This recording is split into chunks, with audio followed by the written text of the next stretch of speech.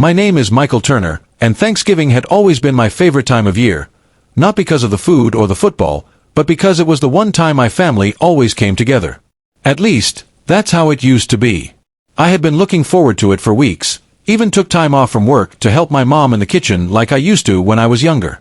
But 3 days before Thanksgiving, I got a text that shattered everything I thought I knew about family. It was from my parents. The message was short and cold. This year, just your sister's family. No explanation, no warmth, not even a follow-up. I read it over and over again, my chest tightening with disbelief. My sister, Laura, had always been their favorite. Successful career, perfect husband, adorable kids. I, on the other hand, had been the work-in-progress son. I'd lost my job last year, started freelancing, and had only recently begun getting back on my feet. I thought they'd been proud of me again. I thought wrong.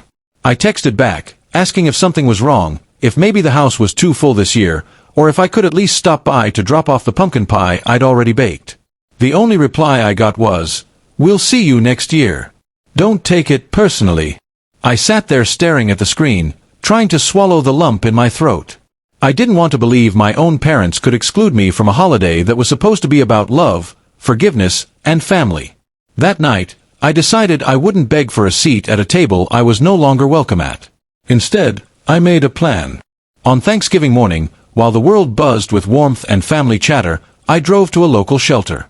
It was cold, gray, and quiet, but the volunteers there greeted me with smiles. I signed up to help serve dinner to people who had nowhere else to go.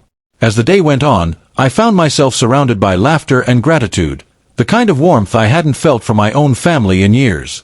There was a man named Frank, a veteran who told me about how his kids hadn't spoken to him in over a decade. A young mother, Sophie, thanked me for handing her son a slice of pie, tears in her eyes. I realized that family isn't always about blood, sometimes it's about shared kindness. Around evening, as I was wiping down tables, my phone buzzed again. It was a photo from my sister, the whole family around the table, golden turkey in the center, everyone smiling. My seat was empty. I stared at the photo for a long moment, then deleted the message. I wasn't angry anymore, just done chasing approval that would never come. Later that night, one of the shelter coordinators, Grace, thanked me for volunteering and invited me to join their Christmas event. "You have a good heart, Michael," she said. "People like you make this world softer." Her words stayed with me. Over the next few months, I started volunteering regularly, finding meaning in places I never expected.